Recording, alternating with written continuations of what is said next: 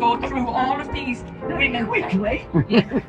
I'm going to try, Joe. Look, I've written a book, Inspiring Women of Battersea, and I'm trying to get plaques up to them one by one because there was none when I started. This is number 14. So I just wanted to point out one or two. This woman actually lived on this road, the first professor of fashion. She lived on this road. Her name was, she's obviously modelling here, but she became a fashion professor. Yeah, but it's not. Matron of now shush, Joan. Matron of Guy's Hospital, Irish woman, Emily McManus. In the First World War, she was a nurse at the front. Then she became the matron, and by the Second World War, she was looking after all the military hospitals in the south of England. So across the road there, we have Deaconess Gilmore, sister of William Morris, precursor of women priests. So when I put that plaque up with the bishop, we had all these women priests, so it was quite something. Hilda Hewlett, the first ever woman to get a pilot's license and ran a factory. Evelyn Dove, on Barnard Road, because I want people to remember all of this in my book. So you can go and visit the first, and the shrubbery is behind St. Barnabas Church there, a lovely 18th century building. And she was a beautiful, also sorry, that's Jeannie Senior. She was beautiful, she was painted by Watts. She was a singer and had to test the acoustics of the Royal Albert Hall, but she became one of the first social workers ever, as we were saying last week, because Jeremy was very aware of that. And her record stood for 36 years, and she franchise. This one is Olive Morris, and she went to school here, and she died at the age of 27, but she did fantastic things. I have to do these two. So I have been lucky enough that they put up a display of my women from my book, but they excluded these next two. They excluded them. Ida and Louise Cook got into opera, followed their stars. One of them, Ida, started writing a little bit. Her editor said, I'm going to introduce you to my friend Charles Boone, and she wrote 127 Mills and Boon's novels. They started following their stars to America first, and then during the 30s to the continent, and they were asked to help bring Jews out, and they did, sponsorship and everything. Excited when they meet John Burns up on the common. Are you ready? Yeah. 1, 2, 3, go!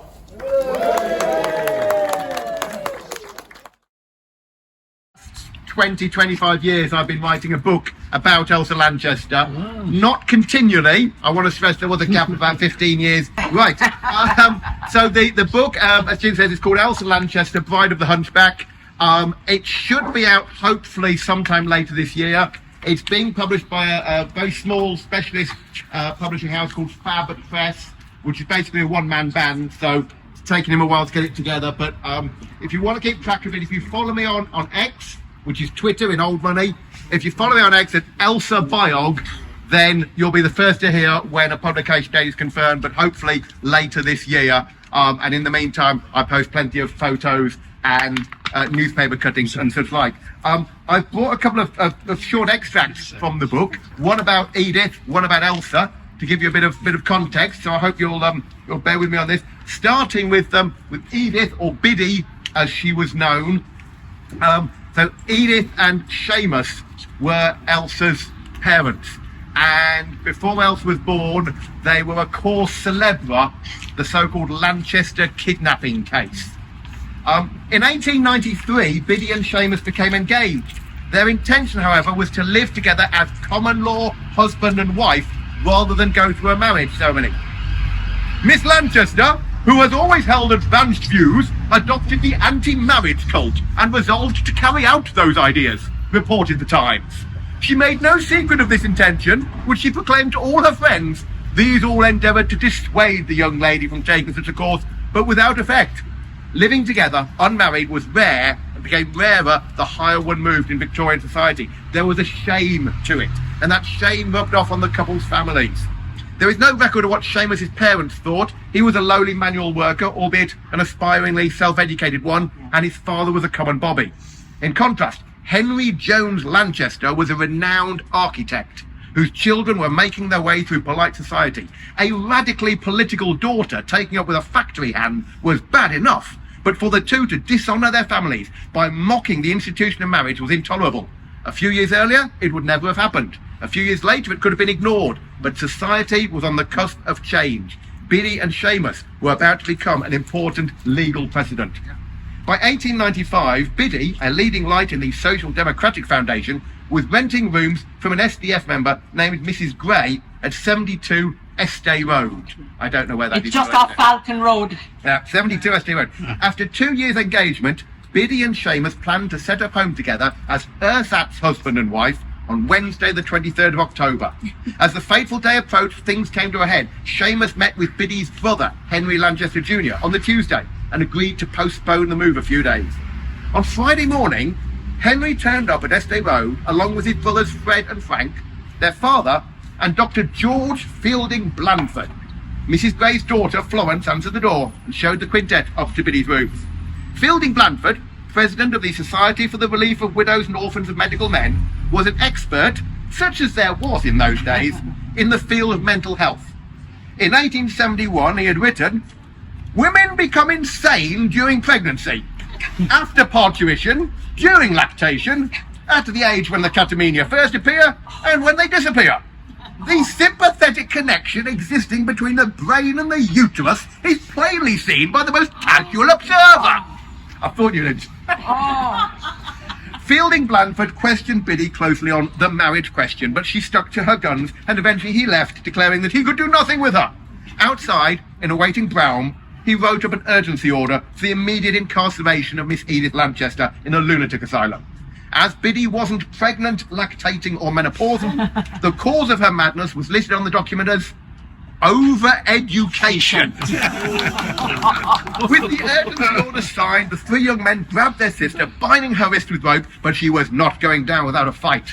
The Greys' neighbour, Mr. Ball, was alerted to the noises next door by one of his children. "Father, there is murder going on at Gray's!"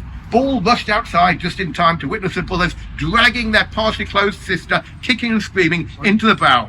Just before the carriage drove away, Biddy kicked out one of the windows and yelled to Ball, "Send for a policeman! Send for a policeman!" Biddy was taken to the Roehampton Asylum, where she was interviewed by two members of the Lunacy Commission, who concluded that she was perfectly sane, but in their opinion foolish. Shortly afterwards, Seamus arrived to take her home. For a few days, the Lanchester kidnapping case was the talk of London and of socialist groups around the world as the story spread, carried on newspapers the length and breadth of the empire. The SDF, however, sought to dissociate itself from the case. Free love was not part of its manifesto. So did the Independent Labour Party. "Enemies of socialism," commented Keir Hardie. "Know that such an escapade as that meditated by Miss Lanchester tends to discredit it among all classes." There was talk of Biddy taking legal action against her father and or Fielding Blandford, while the SDF used its parliamentary connections to press for the doctor to be censured by the Lunacy Commission.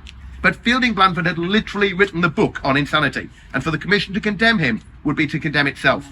The SDF's lawyers felt there was little chance of a prosecution succeeding, since all actions were carried out within the law. It was the law itself which needed to change. Thank you. That's the story of Edith. So, Jean, I'm very pleased to say a little bit about Edith and a little bit about Elsa, but there are other people who know much more. Clearly, Edith, known as Biddy, was born in 1871 and died in 1966. And she met James Sullivan through the Social Democratic Federation, and they decided to live together, as we heard. And when she was 24, because they were living together, her father and brothers and doctor got her carted off to the Priory Asylum in Roehampton. Still there. Still there, the Priory, private mental health facility. But I don't think people are carted off in that kind of way. And I understand after 4 days, they realised she wasn't insane and she was allowed to go home. I think the father quoted something as saying she had too much education. Shame. So she'd been to... No, it was the psychiatrist. She was going to commit social suicide. Yeah, yeah. So she'd been to Birkbeck and Marie Gray Training College, and she was a teacher, but she was also a clerk and a secretary to Eleanor Marx, the son of Karl Marx. They were very active in the social democratic feminist, radical socialist, a suffragette, and a pacifist. So, And a vegetarian. Yeah. The daughter Elsa was born in one of two children born in 1902 to 1986. A British-American actress involved in cabaret, TV, film and theatre. She got two nominations for being the best supporting actress. And I rather like to quote about herself. She said, "I'm not a character actress, I'm an eccentric." Yeah. She married Charles Lawson, the famous actress, in 1927. The big fat So man. I'm very pleased that Jean and the Battersea Society have got these plaques up. Congratulations to Jean for doing that and the Battersea Society. And thank you all very much for coming. Thank you very much. So the name is now released. I became obsessed with Elsa because of that film, but it's very interesting to me when people live a nice long time and you see photographs of them and they look like they're three different people. When she was young, she was a dancer. She was the darling of bohemian London. Evelyn Waugh said everyone was in love with Elsa. And she made a silent film with him when she was very, very young called The Scarlet Woman. The Scarlet Woman, which gives you some idea of what people thought of her at the time. She ended up marrying Charles Lawton, and they adored each other, and they had a very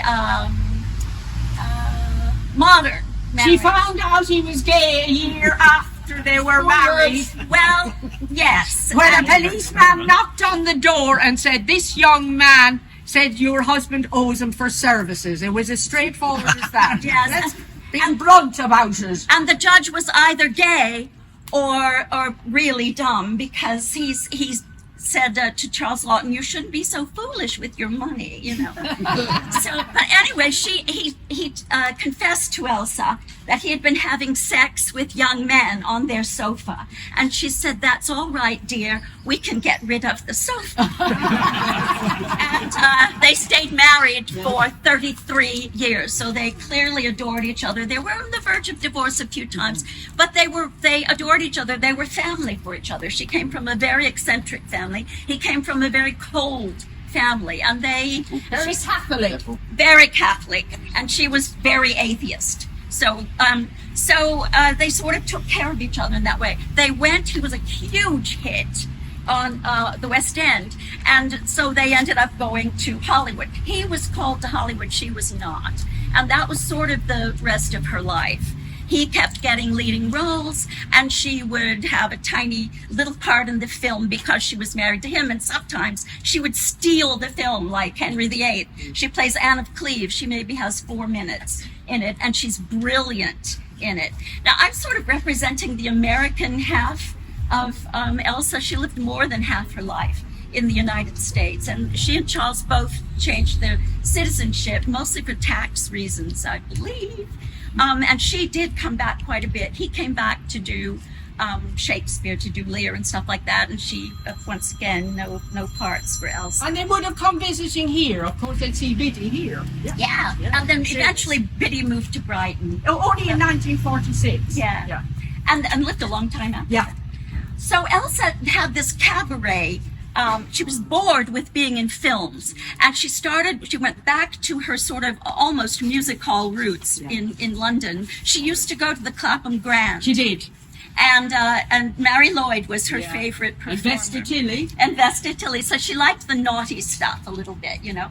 And so she would sing these naughty songs that were written for her by a gentleman named Foreman Brown. and he was part of a throuple, 3 men who lived together and who had a theater called the Turnabout Players. And she went there for 2 weeks, to star for 2 weeks, and she stayed for 12 years. This is all in her book, and it's going to be in Mike's book. I've read Mike's book. It's brilliant. She had a very complicated life, but I will leave you with it. Oh, also, look for my show. I want to do it here. It's called She's Alive, and it's lots of music, and my handsome husband who's standing there with his sunglasses plays the piano for me, and it's really fun. I tried, but anyway, even though her life was really strange to some, she said, and in spite of her marriage, in spite of everything, ups and downs, in one of her last interviews, she said, of everyone I know, I've had the happiest life. And I think we should all aspire to that. Yeah. She rolled with the punches. Yeah. So, thank you so much. The younger Elsa generation did has have all these bits. She did record a couple of LPs. She did. The first one was called Songs for a Smoke-Filled Room, and the second was Songs for a Shuttered Parlour. Yeah. But the best title was one she didn't use. The working title for the first one was Songs My Mother Taught Me Not to Sing. A little bit about Bride of Frankenstein, because that is sort of, the most iconic thing. Elsa was in about 60 films. Yeah. You've seen her in more than you think. She's in Mary Poppins. At the start of Mary Poppins, Katie Nana, who leaves and creates the not very nice one. Yep, that's Elsa. And she's in Bell, Book and Candle, and she's in The Bishop's Wife. She's in tons of stuff. She was broadcasting on BBC Radio within a couple of years of BBC setting up. She was broadcasting on BBC TV before the Second World War. She made one of the last ever silent films from the first ever sound films. It's an incredible career. But Bride of Frankenstein is the iconic one. Sequels were uncommon things in the 1930s. There had been plenty of film series chronicling the adventures of Sherlock Holmes or Tarzan or whoever, but it was rare for a studio to say of a standalone picture, that went well, let's make another one. Frankenstein had been such a box office behemoth that a second film about the monster was a no-brainer. By the end of 1933, The Return of Frankenstein was on Universal's slate, with director James Whale and star Boris Karloff both back on board. Colin Clive signed up to play Henry Frankenstein again, albeit with second billing behind Karloff this time. Dwight Fry, the iconic hunchbacked assistant, was back in a similar role. The part of Dr. Pretorius was written for Claude Rains, but he declined, so it went to Ernest Thesiger, who turned a scheming Machiavellian manipulator into a flamboyant, ghoulish, madder-than-mad scientist, camp as a row of tents. Whale also cast 2 glorious eccentrics he had enjoyed working with on The Invisible Man, Screeching Harrod and Una O'Connor, and gloriously mustachioed E.E. Clive. May Clark, the original Elizabeth, had facial injuries from a car crash, so teenage Valerie Hobson became the literal Bride of Frankenstein. Yeah. But, as the Universal Studios publicity machine had it, who will be the Bride of Frankenstein? Who will dare? Despite studio publicists teasing the press with casting suggestions, including Arletta Duncan, Phyllis Brooks, and even Metropolis's Brigitte Hell, Whale planned from the start to use his old friend, Elsa Lanchester. She was thin but muscular, as dancers usually are, and that dance background gave her the physicality the role required. Facially, she had an unconventional beauty. Elsa wasn't a simpering, soft-focused girl next door, nor a glamorous bombshell, nor a sultry, seductive vamp. She was female rather than feminine, neither conforming to nor reacting against the ideals of the male gaze. She was uncompromising, individual, iconic, unique. She was Elsa Lanchester herself. Above that distinctive face was the tightly wound, bright red hair, a legacy of her father's Irish heritage. Below that face, the long, elegant neck that was somehow muscular and delicate at the same time. This was the hair, face and neck that Doris Zinkeisen had painted, that Jacob Epstein had sculpted, that Yvonne Gregory had photographed. Hollywood didn't know that face yet, but James Whale did, and he could envisage what Universal's makeup supremo Jack Pierce could do with it. Pierce spent 3 hours each day crafting Elsa's makeup. This was a time before prefabricated prosthetic pieces. The makeup of scars, stitches and skin tones was built up layer by layer by hand, Jack Pierce's hand, every morning that Elsa was required on set. If Elsa and Boris would be in a shot together, Pierce had to make them both up, putting in a full day's work before shooting had even started, and then being available on set for touch-ups. The hair, that's what made the character. Just as the male monster had his flat-topped head and his neck electrodes, so the bride had her unique look. Hair piled high atop her head, symbolic lightning strikes dancing up each side. It's a visual shorthand for beautiful but deadly eccentric horror femme that has been copied in various forms everywhere from the Munsters to the Rocky Horror Picture Show. Pierce started the process by making 4 tiny torch braids on Elsa's crown. To these he attached a wire frame, and then her hair was brushed up around this. The whole glorious structure was inspired by images of Nefertiti. Several museums around the world claimed out Elsa's wig from the movie, all of which are fakes. The white streaks, which were actually light grey, were artificial, and there may have been some additional hair woven in to ensure the wire cage was completely hidden. But most of what was on screen was Elsa's own barnet. The hair photographed as black and white, hence the usual depiction of the bride ever after as having an extreme salt and pepper hairstyle. In reality, the bride, like Elsa in her later years, was a greying redhead. Thank you very much.